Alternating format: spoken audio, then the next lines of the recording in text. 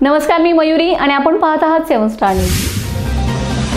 तुमचा मुलगा अजित राजकारणात येऊन 9 वर्ष झाली। त्याने या 9 वर्षात नेमकं कोणतं समाजहिताचं काम केलंय ते एकदा जनतेला सांगूनच टाका, मग अनिल भाऊंच्या मुलांच्यावर टीका करा, असे सडेतोड प्रत्युत्तर प्रभाग क्रमांक 11 चे शिवसेनेचे उमेदवार अमर शितोळे यांनी अशोक गायकवाड यांना दिले।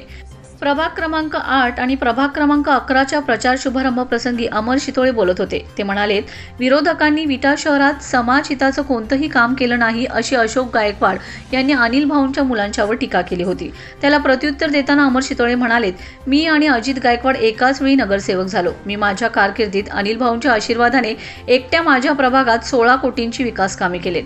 अनिल भाऊंच्या प्रयत्नातून पाटण येथील शितोळे समाजाच्या देवस्थानाचा कायापालट झाला। तुम्ही मागच्या निवडणुकीत टेंबूचे पाणी येणारच नाही सांगत होता।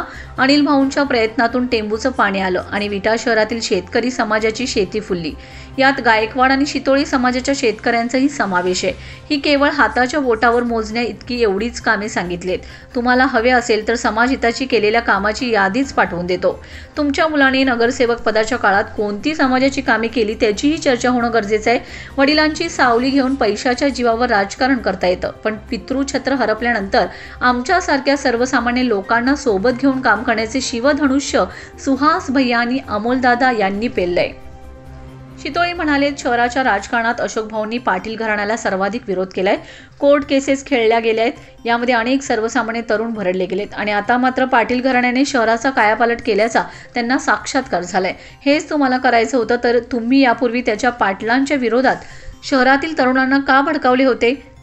महिना 15 दिवसापर्यंत तुमची भाषा काय होती? विधानसभेच्या निवडणुकीत पाटलांच्यावर कोणत्या भाषेत तुम्ही टीका केली होती? आता तुम्ही का बदललाय? याचा एक कोड आहे। तुम्ही भाजपबरोबर यापुढे तरी एकनिष्ठ कायमस्वरूपी राहावे अशी आमची इच्छा आहे। Bureau report 7 star news.